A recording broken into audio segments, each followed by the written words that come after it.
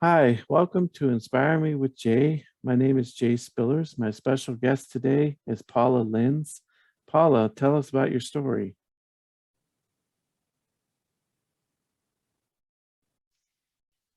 Thank you for having me on your show, Jay. Appreciate that. So my story actually began in 1983. And this is when I experienced the death of my only brother. I have a sister who's 10 years younger. But what actually happened was in 1982, I started having this recurring dream, and I had no idea what this dream was trying to tell me. But essentially, this dream was always the same. And I was outside on these expansive fields, and more and more people were gathering there. And pretty soon there was this large crowd. And someone came up to me and asked me what was happening. And I replied that I had heard it was the end of the world. And everyone was looking up at the sky at that point, and there appeared Jesus. And in the moment when that happened, when I saw Jesus, I just doubled down almost to the ground in this terrible, agonizing pain. But it wasn't physical pain. It was like heartfelt suffering and agony beyond words. And as I doubled over in this state of being, I just kept saying, but it isn't supposed to be this way. I thought that the end of the world was supposed to be joyous. And then suddenly this dream would end. And I had no idea what this dream meant. And again, that started in 1982. It was probably a full year before my brother's death. So fast forward in the story as far as what happened to Friday, October the 7th, 1983. And that morning I was driving my husband to his job, dropping him off. And as I was driving, I suddenly got this sharp pain in my heart. And I remember glancing at the clock, and it said 9 a.m. And I didn't say anything to my husband about this terrible pain I was experiencing over my heart area. But I thought, well, I was only 30 years old, and I thought, I can't be having a heart attack or whatever. But it was frightening. And anyway, I dropped him off, and slowly this pain went away. And as it happened that Friday, I had taken off from work. I was getting together with friends down toward close to Houston for this Greek festival, and meeting friends there. And my husband Michael was coming later that day, and we were all gathered for lunch there at the Greek Orthodox Church and the festival. And suddenly I saw my husband trying to make his way across the crowded area there to get to me. And I thought, well, he's here earlier than usual. And when he got close to me, though, I could tell from his face, I'd never seen him look like that. And I didn't know what had happened, but he came up to me, put both his hands on my arms, and he looked me right in the eyes, and he said, Donnie was killed in an accident this morning. Donnie being my brother. And when he told me this, I had this vision in my mind's eye of the earth in front of me, just falling, and crashing at my feet. And I just slumped over to the ground, just screaming, no, no, no. And we left there, as you can imagine, rather quickly. But I found out later that my brother's accident had happened at 9 a.m. that morning. And that was exactly the time that I had experienced this terrible pain over my heart. And then I knew that that was the connection to me with him at the time of his death. And, you know, I just couldn't deal with this terrible loss of my brother, having grown up with him. And I was just destroyed. And I just want to read one paragraph from my book, which is called Driving into Infinity, Living with My Brother's Spirit. Every moment was sheer agony during those days, with no words to adequately describe a broken heart.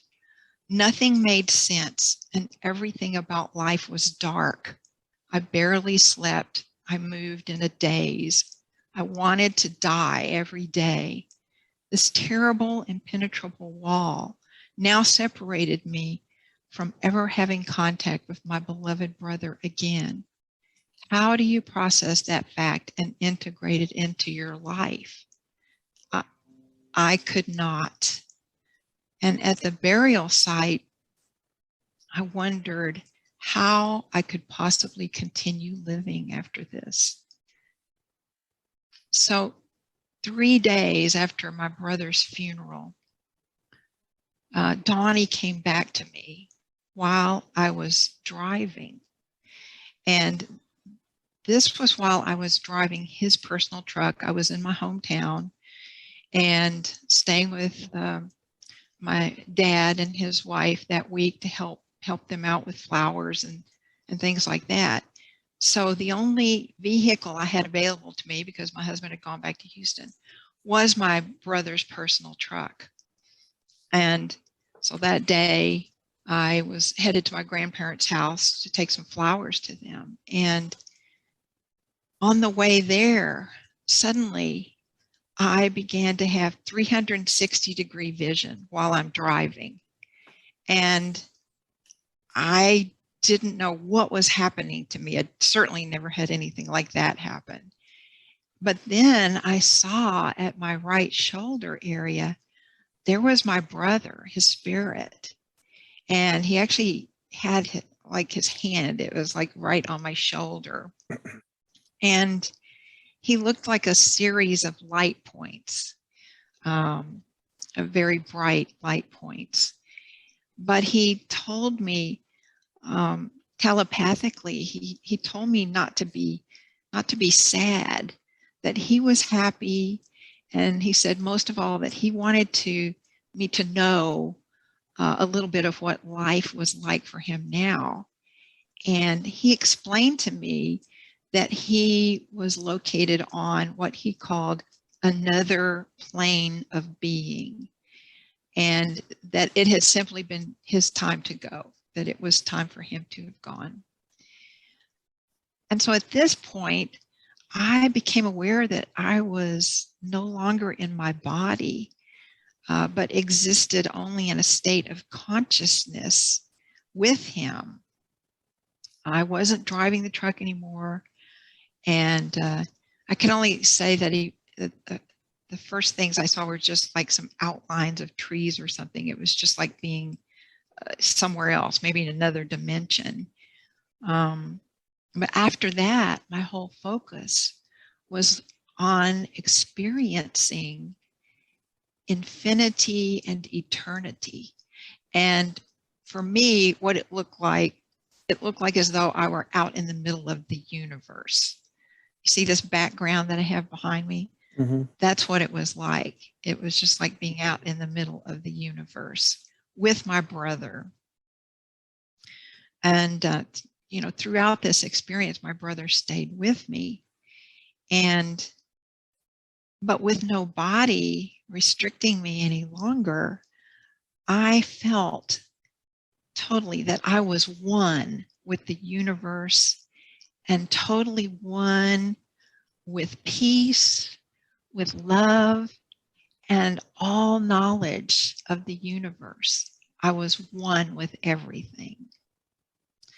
And the phrase that came to me during that time was the peace that passeth understanding, which is from Philippians 4:7 in the King James Bible. Because I wasn't just thinking about peace and love and knowledge, I had actually become all these things. And I knew from this experience that I was having that everything and everyone is one with the spirit of universal love, because love is the all-encompassing, it's the all-encompassing spirit, caring, creative element of the universe. That is what spirit or God is. And being that oneness with that, that is what we all are, or what we are created from that. And I understood that there's no separation of anything or anyone from this all-encompassing spirit or God. We're all a part of that. Whether people recognize or acknowledge that or have that as a belief or not, that's what it is. That is the truth of the situation. And, you know, my understanding was we just need to open up to this supreme consciousness and love and take it into our own consciousness. Everything and everyone is the spirit of universal love, and everything and everyone is connected throughout the entire universe. That is what I experienced at a level that you know, I can't get to in a physical being like this. But I loved this state of total consciousness, this freedom. And I didn't care one thing about going back to my body at all. I just felt like this was a natural state of being for me. And I just didn't want to go back. And I'm certain that my brother communicated other information to me during this time, but a lot of it I was not allowed to recall, I will say. And one of the things I figured out, though, later, this is after I retired, which I've had a long career of working. And when I retired in 2016, the very next year, I knew I needed to write a book about all these experiences I've had ever since I had this out-of-body experience with my brother, because that whole event was not something that I shared with people. I had maybe one or two friends who ever knew about that experience I had with my brother that day. So for most of my life, as I said, you know, I was working and had a career. But when I retired, suddenly I knew I needed to write my story. I needed to write this book and share with other people. And now, since that time, I really have come to feel that was one of the things my brother told me that I was going to do, but that I was not allowed to remember. And I think that I wasn't allowed to remember because, knowing how I am, I would have thought to myself, oh my gosh, I need to go ahead and start writing this book, you know, way back when. And the timing on that would not have been appropriate, because since I had that experience with him for all these years, I've had all different kinds of things happen, and I'll say gifts that have come into me because of that. And so now I had, you know, a lot of things that I could share with people at this stage of my life. So the other thing that happened to me as a result of that experience was I had other after effects whereby not too long after this experience with my brother, when people would walk into the room where I was, I could hear their thoughts. I could hear people's thoughts. And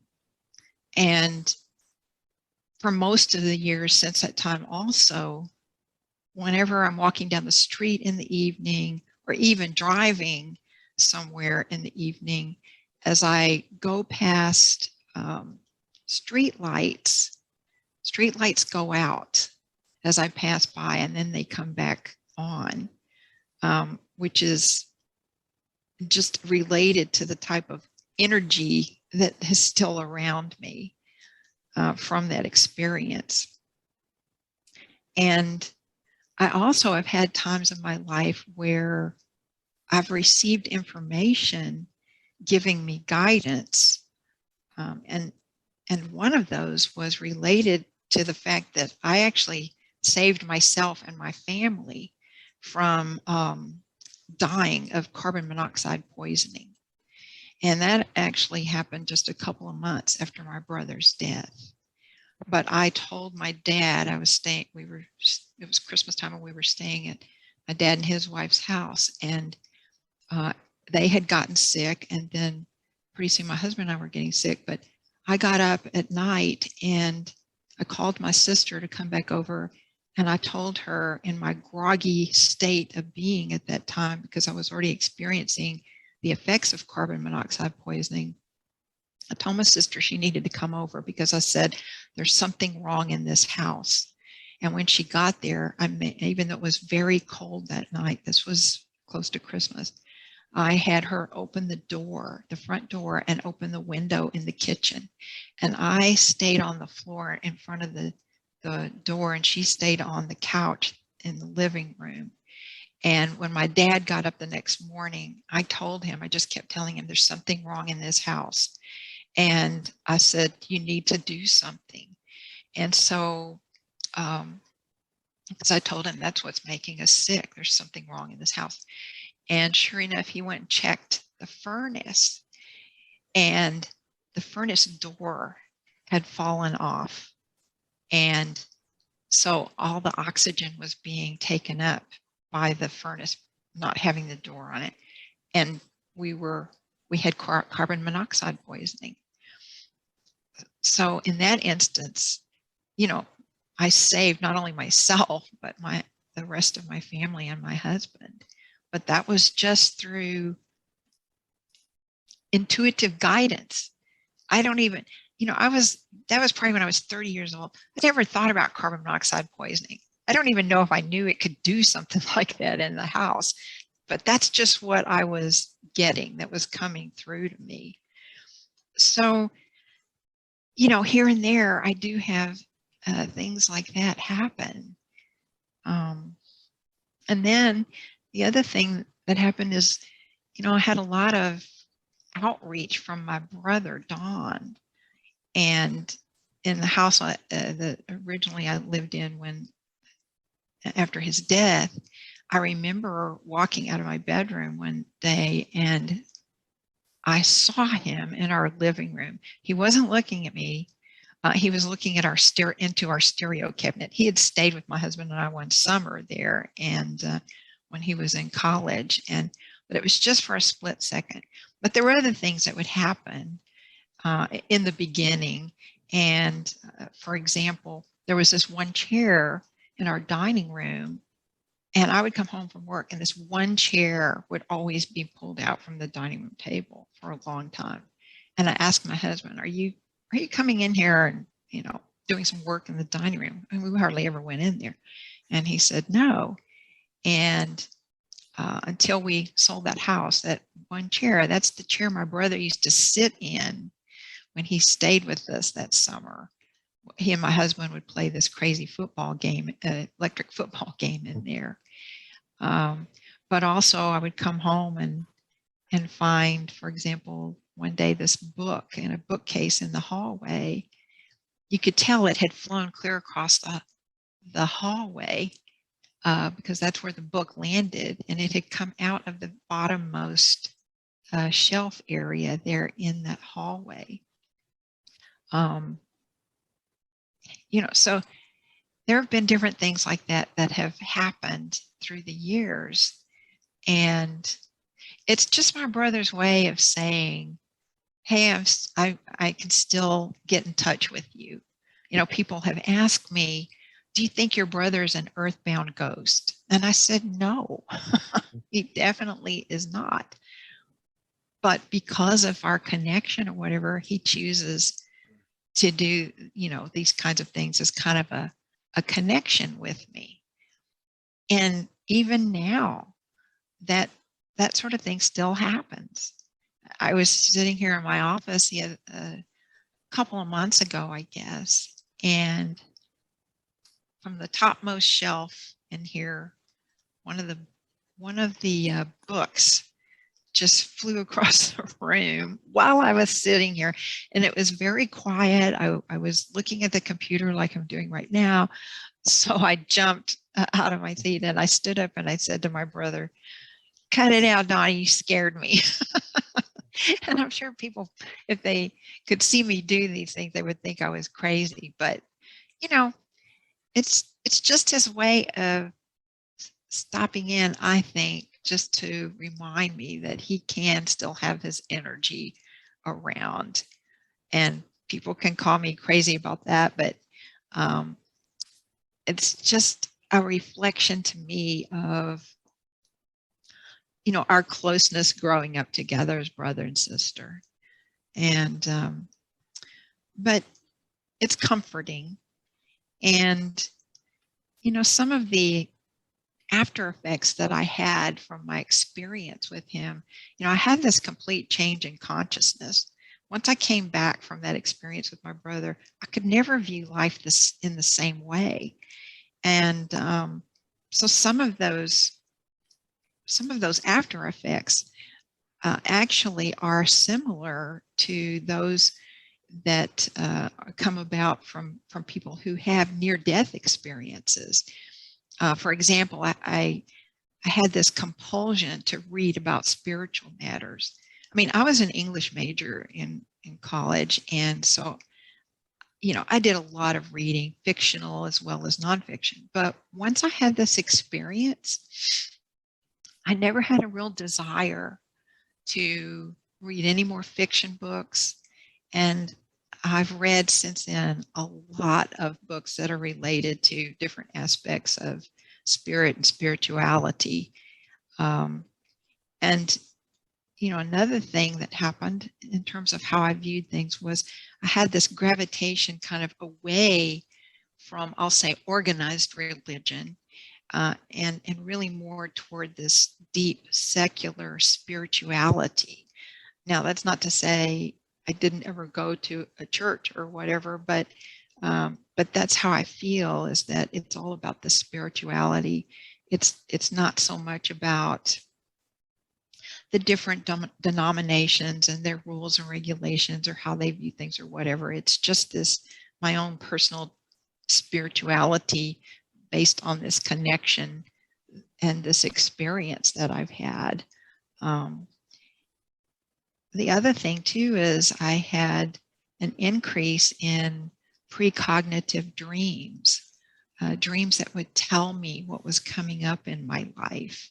So, I always have to pay attention to those. And I also developed the ability to see people's auras. Now, I don't just see them, when I'm in a crowd or talking with people or whatever. I have to take a moment to actually make that connection. But nevertheless, I am able to see the different colors and auras.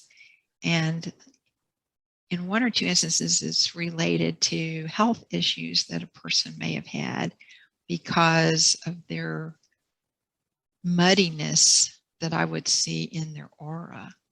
But again, that's not something I really focus on to do that much of. Does the person have to be in the same room in order to see their auras or to possibly hear their thoughts? Or can you see someone on TV or someone online and be able to see an aura virtually? You know, the experience I've had has always been in person. I'm trying to think if there's ever been a time when I was online with one of my friends that I could do that, but I don't recall such an episode.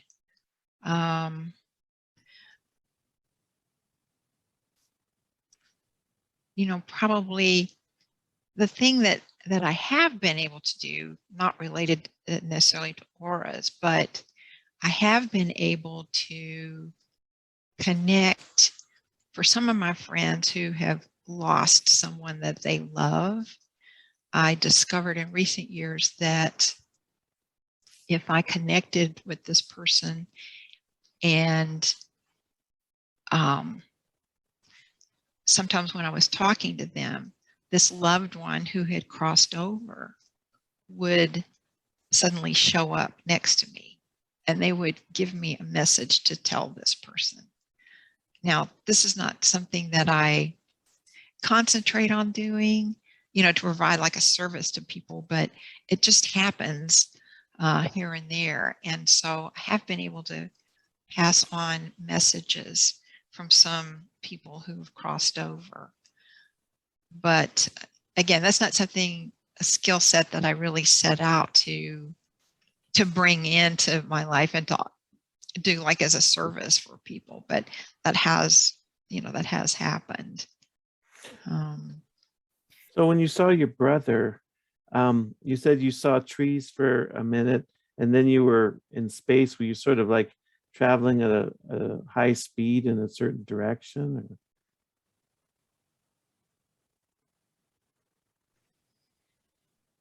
Yes, that's kind of the way it felt.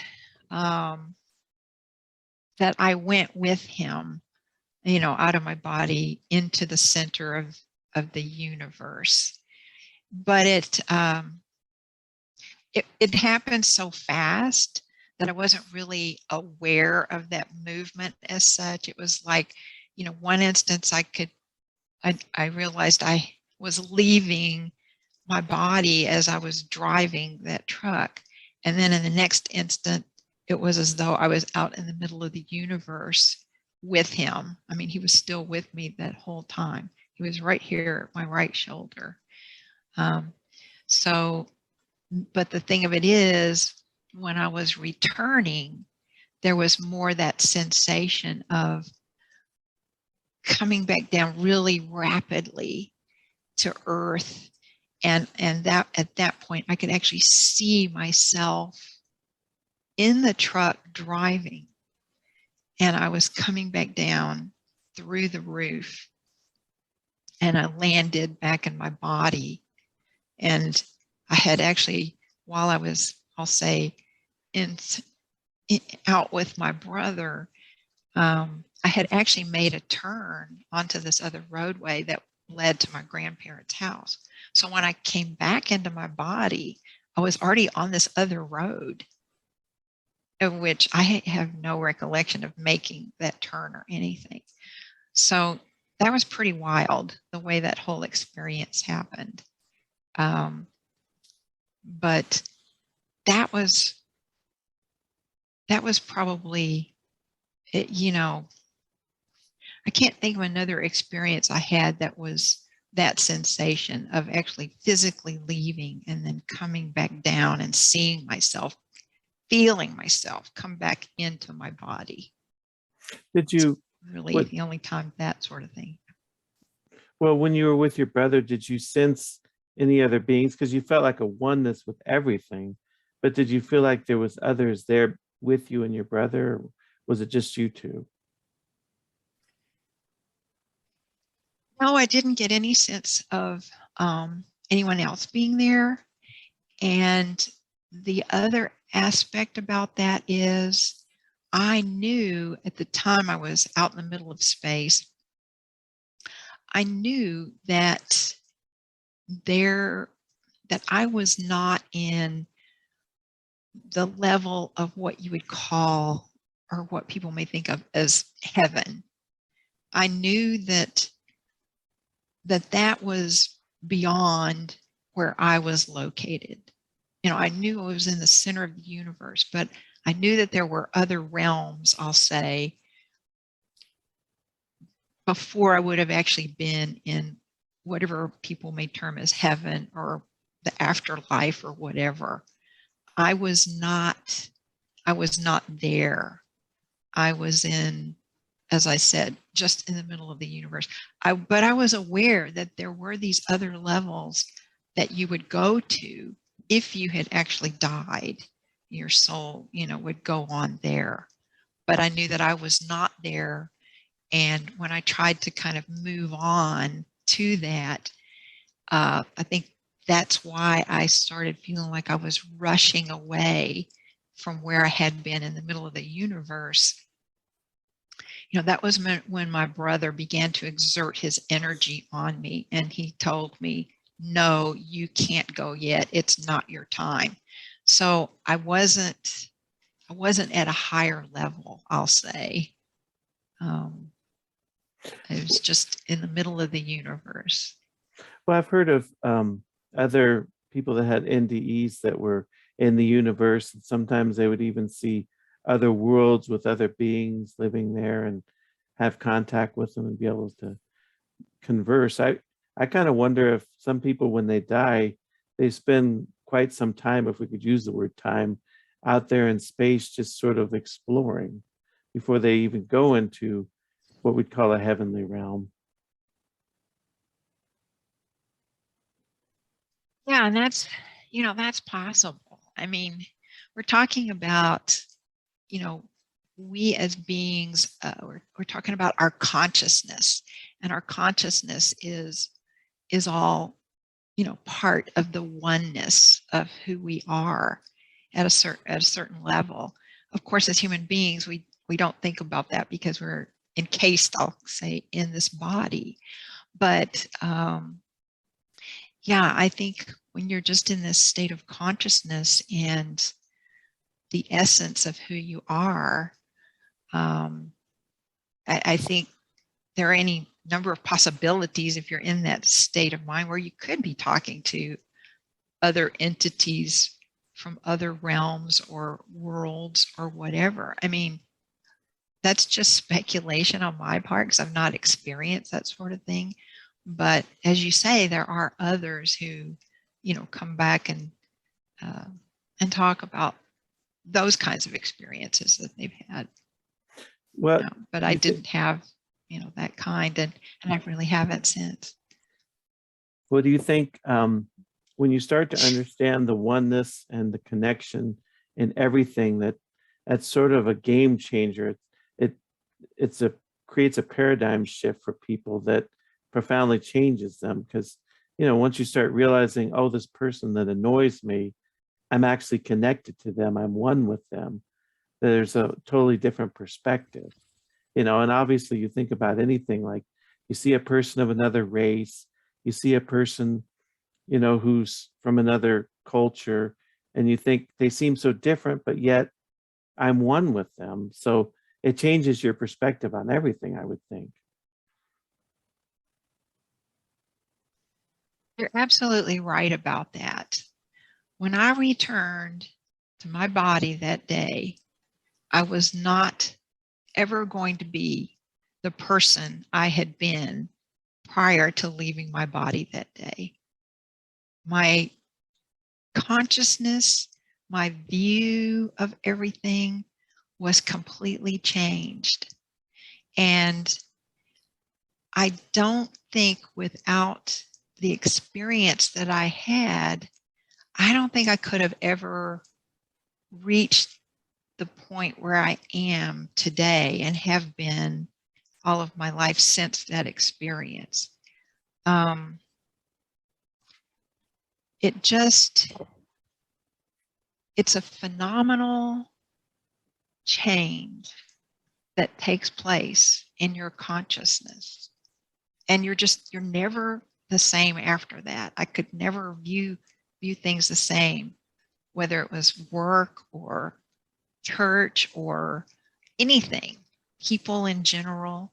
That's not to say I turned into some kind of pure saint or something, but, just the depth of understanding that I received being in that state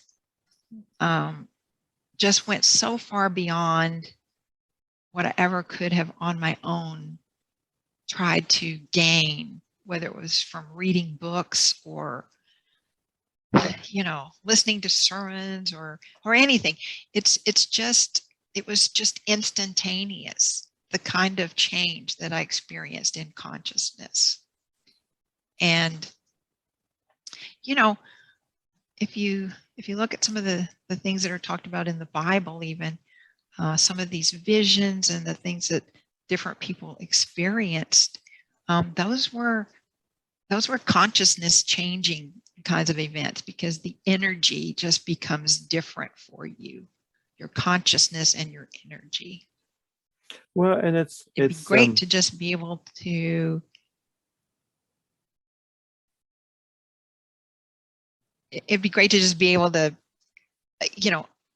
sufficiently explain how to do that so that everyone could experience it.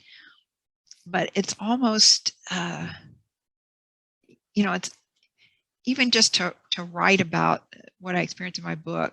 It was, the words just can't fully capture exactly that experience. It's just not possible just to think about it and have it happen. I don't know how else to explain that. It's just because it's just life changing in terms of the energy and how you see things. Well, because it's kind of like sometimes certain Christians will say, well, you're separated from God. But then I heard another person say, well, there's a verse that says we were alienated in our minds, so that the only separation that can be there is our own alienation within our mind, but we're not in a true sense separated, and we can't really be separate from God. We can't be separate from other people. And that it seems like oneness and unconditional love are sort of the two things that, as you start to really understand at a deep level, it starts to transform you and your understanding of things.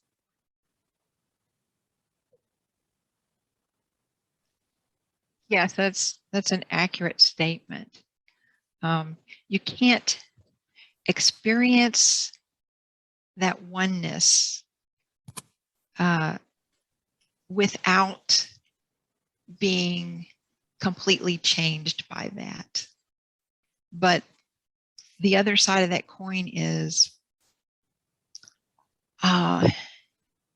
in the human form, the human brain, just to make that come about on your own is, I don't know how you would do it. I mean, the energy that I was in at the time that all that happened is what changed my consciousness and made me see things from such a different perspective than what I had been raised to believe, I guess I'll say. But it doesn't mean we can't continue to strive to be in a state of love toward everything and everybody, if at all possible. And that's not to say, you don't, just because you had an experience doesn't mean that you don't have your moments where you're angry, you're sad, you're depressed, you're whatever. Those things still happen because we're still here as a human being. But that being said, there's always that greater understanding beyond those human emotions that can come in. Why do you think that you were able to have this experience with your brother? Because most people, they don't see another person when they die. They don't have an experience like this. Was his energy particularly strong, or was your energy strong, or what do you think caused it to happen where it doesn't happen with other people? I think that's a really good question. And the only thing that I can attribute that to is perhaps it depends on your level of connection with another person, maybe even just energetically. And, there may be a lot of people who, they've got great relationships with their brothers and sisters, and certainly they love them. But I think that there must be some greater energetic connection that can come through potentially from someone who has crossed over, and they are wanting to provide that energy to you because maybe they don't want you to be sad. They see that happening. And my brother was such a great guy. He was so outgoing. He was not a mean person. His friends were all really nice and everything. And I think that, again, my brother and I always had a great, a lot of camaraderie, and we always got along well. And he was just basically a good and kind person. And I think that from his side, I think that he was the one initiating getting in touch with all of us. Because even, as I said, my dad and his wife, they would hear the microwave buttons being pushed at night. And that cannot, that can only be done by energetically, really. And that would happen over and over again. And so that was him reaching out to even them, in some way, to let them know that he was still there for them, and that he could still be around. And I think that, a lot of that connection was just came directly from him to us, because I certainly wasn't in any kind of state where I was thinking about connecting with him. All I was focused on was the fact he was dead and gone from my life, and just untouchable for me thereafter. But, by his reaching out to me in various ways, and my seeing that connection, he was still making some kind of connection with me. That was so meaningful, and I felt the love from that. And I think my dad and his wife did too. And my sister experienced some things also. So I think it takes that kind of outreach from someone from the other side versus us just being able to bring that about. I'm not going to say it's impossible, but just to have that sort of change, has to come, I think, from the other way, from the spirit side of things. So, and through the years, at least having him around like that, I was able to, I'll say, adjust more, because I felt like I could still have some kind of connection with him. So has he ever conveyed since that point, like what he does in the afterlife? Because I've heard of people can go and study different things and experience different things. Has he ever shared like in a dream or just communicated to you directly, I do this or I'm doing this right now, and showed you a picture of what his world looks like right now? I've never had that kind of outreach from him. Now, I will share that my mom had a dream not too long after my brother died, and he came back to her as a deer. And this deer walked up to her, and she said she knew that it was Donnie. And she was saying to him, son, you need to come back to me right now. And he said to her, this deer said to her, Mama, I can't. And she implored him again. And he said, Mama, I can't come back now. And then at the end, he just, he walked off back into where he came from. So, I think that he did his best to reach out to a lot of us in different ways to try and help us. But as far as him sharing with me or showing me exactly what it is where he is now, I've not had that kind of information or experience, versus other people may have. And so like when you were with him, do you feel like a spiritual corridor or portal open? Because like a lot of people that have near-death experiences do come back and they have certain abilities like what you described, that you're more spiritually connected than the average person. And that's why you're able to do certain things, like you can hear people's thoughts and the street lights go out and things like that. Yeah, it's certainly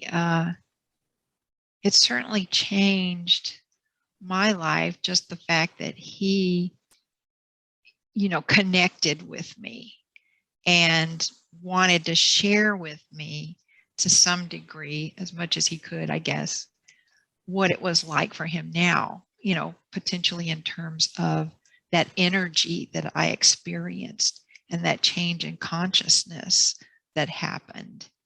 And, to me, that was just like the greatest gift I could have ever received from him. Now, the fact that he still reaches out to me here and there in ways that he shows me he's around, sometimes it's funny, it's comforting, and I know that he can do this whenever, although again, I've had people ask me, do you think your brother is an earthbound ghost? It's like, no, that's not it at all. But, I'm always looking for what might be the next way that he connects or reaches out. And not that that happens all the time now. It seemed like it was a lot more frequent when he first crossed over. But like I said, he still does things here and there. And it's comforting to me to know, although that day the book flew across to the window, I jumped up and said, Donnie, cut it out, because I jumped about a foot out of my chair. It scared me. But even that is totally typical of him, the kind of junk we used to pull on each other. So, now I can take some comfort in the fact that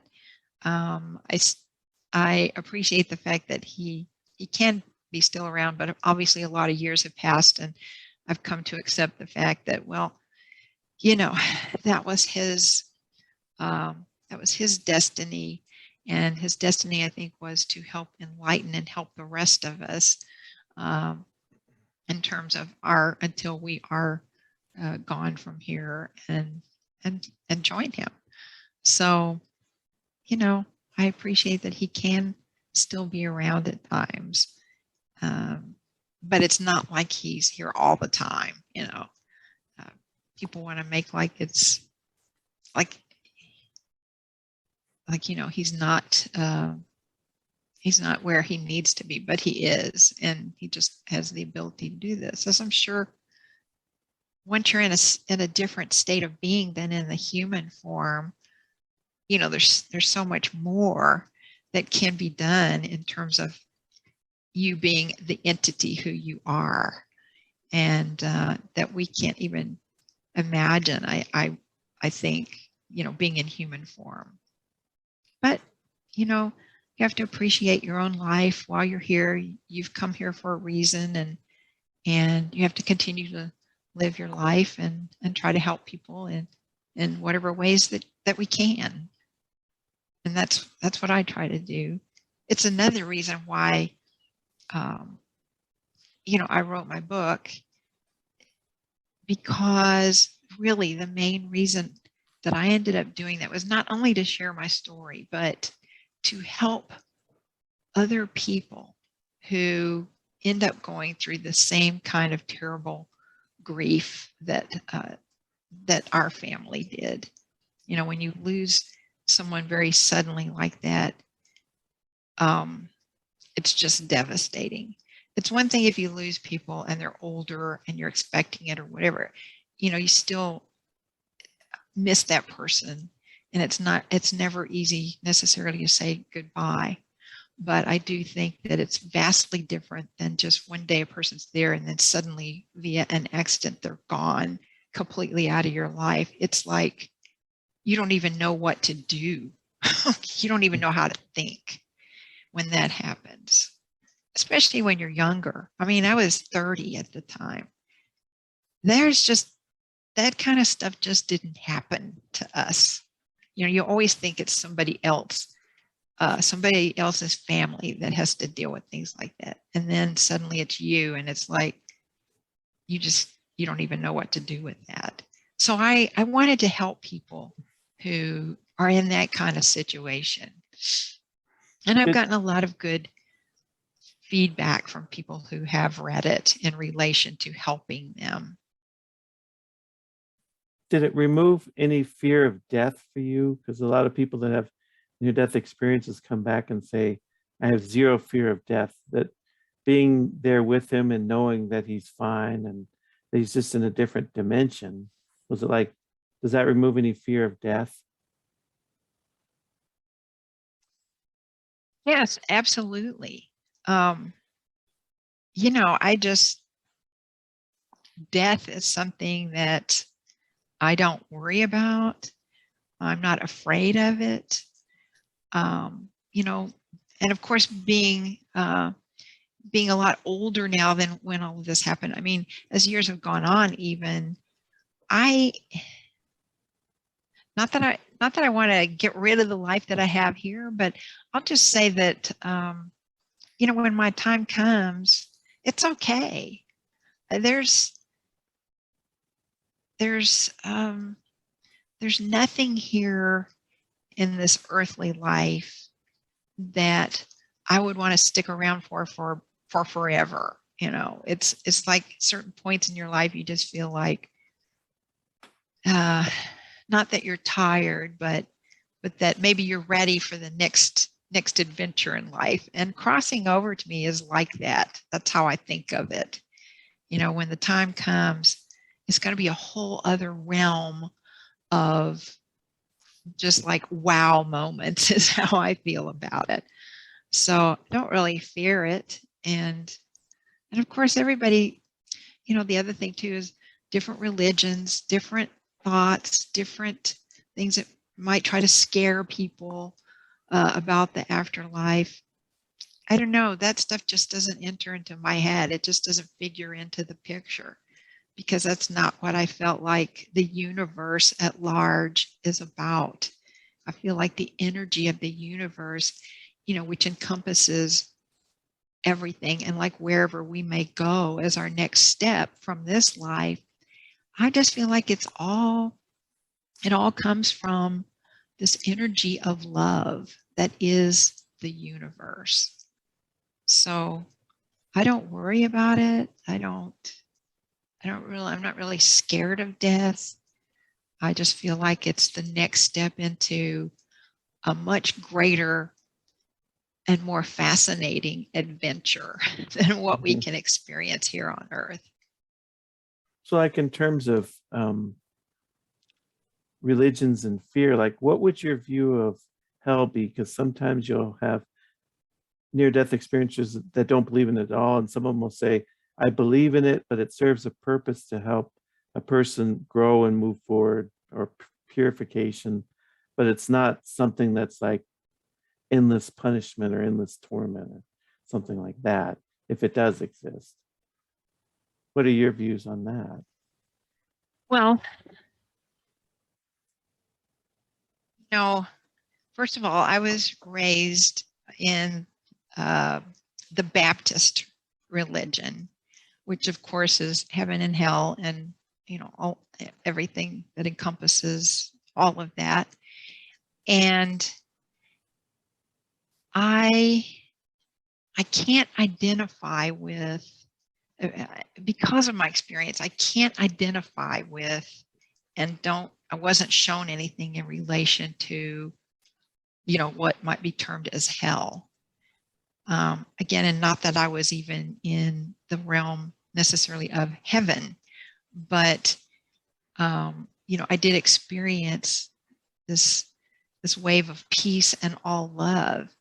And that's all that I felt. I didn't sense or know about anything that was the antithesis of love. To me, everything that is the fabric of universes, you know, this whatever that continues out beyond Earth, to me, the only way I can view it is this energy of love. There's nothing else that, for me, that I saw or felt anything about. So I can't really identify with that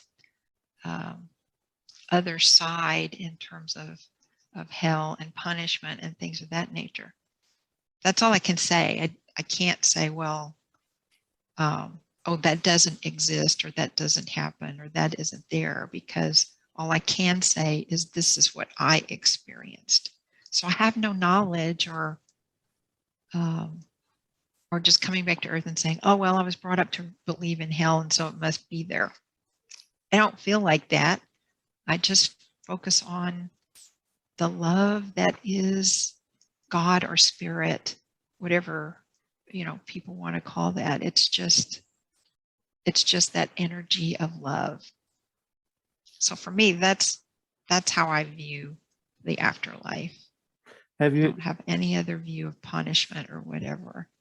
Have you been able to, since you got back, be able to feel the same amount of love and peace and oneness here as you did when you were on the other side? Or is it just not possible to feel such love in a total sense? I think that I can't experience here the depth and the completeness of that love that I experienced, like everybody else. Like everybody else, you know, I experienced times of frustration or unhappiness, or, you know, I want this and it hasn't come about, you know, frustrations. But I always know that out there in another dimension beyond where we are here on Earth, you know, is that all encompassing energy of love that is everything. Even though at times here on Earth, I don't feel that way. Yeah. But I know that it's there. So why don't we just go ahead and wrap it up then? Tell us about this melding with spirit, and maybe just lead us through a process, if you will. Oh, okay. Well, it's called Meld into Spirit technique. And essentially, it doesn't take very long to get through that. I have on my website, I've posted on the blog there, I've made a short video that includes some other information, but it does take you through well, you can call it a meditation. It's only about 1minute and 15 seconds or so. And it's meant to be done with your eyes open. And you can do this, think about it once you've gone through it and heard it.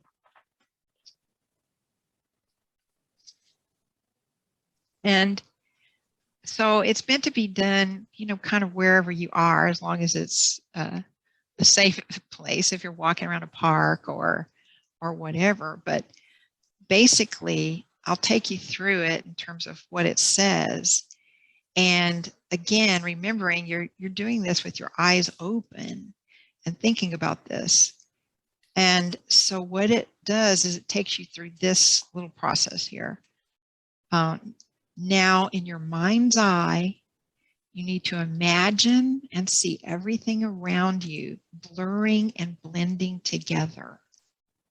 There are no more edges to anything.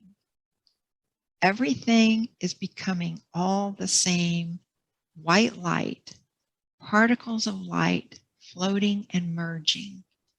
This is what you're doing with your eyes open. You're just starting to let everything around you blur into one. Now imagine the light expanding out beyond Earth, further and further out into the entire universe, encompassing all. Everything becomes the light and on out into infinity. And as this process continues, feel how easy it is to let go of all judgment of people, of issues, of life, because everything you're envisioning right now is all blending together and blurring as light. Everything becomes light and on out into infinity. And as this process continues, again, feel how free you are and how easy it is to let go of judgment. It all falls away. And when we feel through our heart completely free, then we easily experience being one with the universal consciousness of spirit, of the all that is. Just relax into that supportive, loving feeling. There's no separation of anything. You are safe. You are loved. Left behind are any human earthly worries. We are now completely one with the love, the light, the universal consciousness, as are all things. Feel the freedom, the wholeness, the peace that passes all understanding.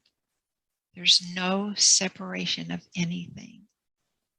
This is home, the all that is.